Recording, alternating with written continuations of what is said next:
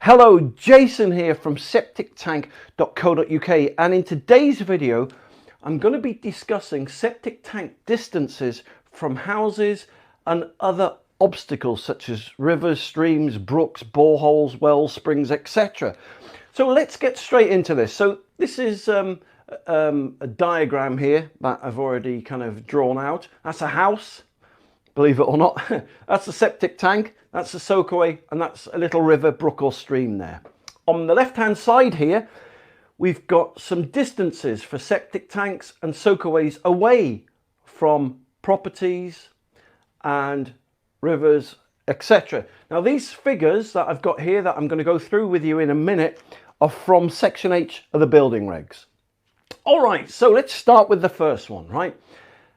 And these are really popular questions that I get asked all the time. How far should a septic tank be away from a house, okay? Or some kind of dwelling, all right? Well, building reg states that the septic tank needs to be at least 7 meters from any building.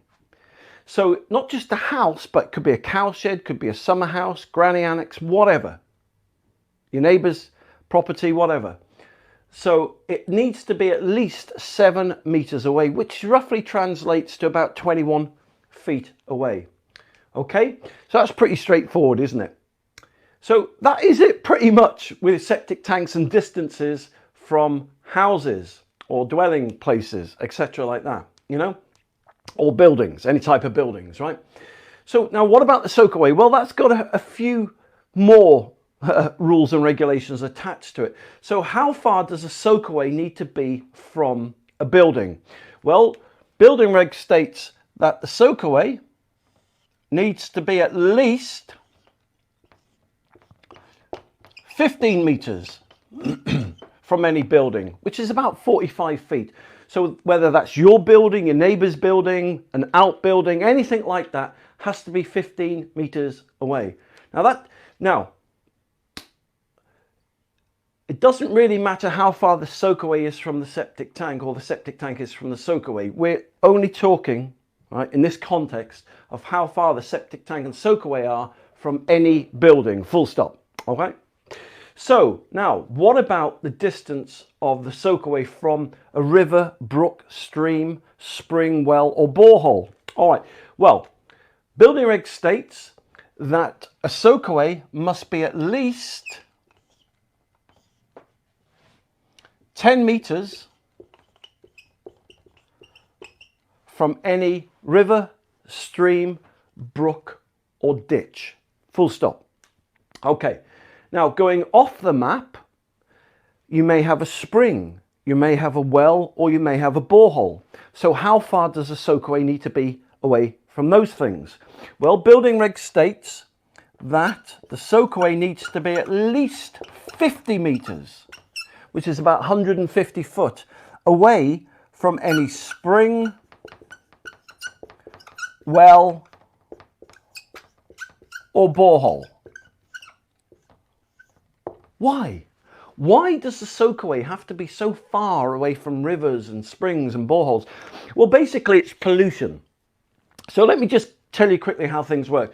All the poo and the wee and all the horrible nasty stuff goes into a septic tank, which we call effluent or wastewater, right?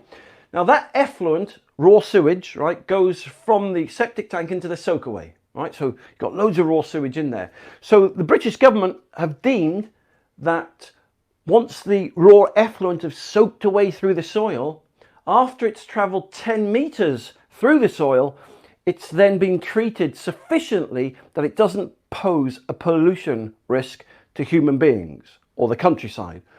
So let me give you a quick example. A couple of 100 years ago in London, they had cholera outbreak where people were dying. So cholera is a disease that comes from raw sewage, and thousands of people died, and they eventually traced it back to the fact that raw sewage was contaminating the local springs and wells in London. All right, so that's the danger, right, of your raw sewage, right, being too close to springs, wells, boreholes, rivers and streams. Now, just going a little bit deeper on this, when you start dealing with springs, wells, boreholes, wildlife protection zones. They are called, the government call them SPZ, that's a Z, not a 2, Z1 areas. And that means source protection zone. So they've drawn up a map of the whole of the UK, which shows you where all these sensitive protection zones are of springs, wells and boreholes. So you can go on this government map, type it in on Google, and then you put your postcode in.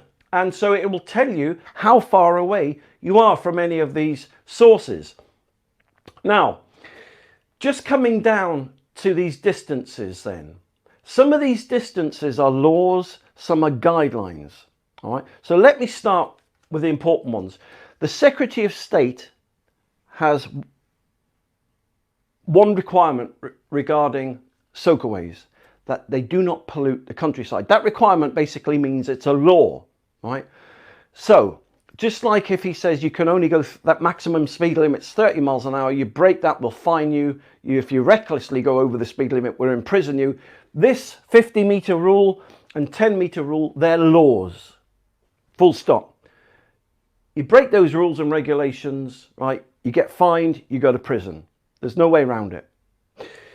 The distances of the soakaway and the septic tank from houses, properties, buildings are guidelines.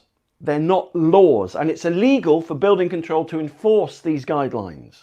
They can enforce these laws, the Environmental Agency can, but building control officers cannot enforce the distances of a soakaway and a septic tank from a building. They're guidelines, because not one size fits all. So for example, many people live in a postage stamp sized garden that may be only 7 meters in square. So, you know, if your tank had to be 7 meters away, you couldn't put your soakaway in. So in some instances, you have to put your tank 1 meter from the house, half a meter, right, from the house, and your soakaway 3 meters from the house, right? Otherwise, you couldn't have a sewage system if you lived in the middle of nowhere. So these are just guidelines. So don't get me wrong. I'm not saying do not follow Section H of the building regs, because there's some very good principles in there, but that's all that they are, principles and guidelines, right? But if in doubt, consult and call your local planning officer and talk to your local building control officer, who will advise you more regarding the distances of septic tanks and soakaways from your buildings if you cannot manage to get the 7 meter and 15 meters distance from the building.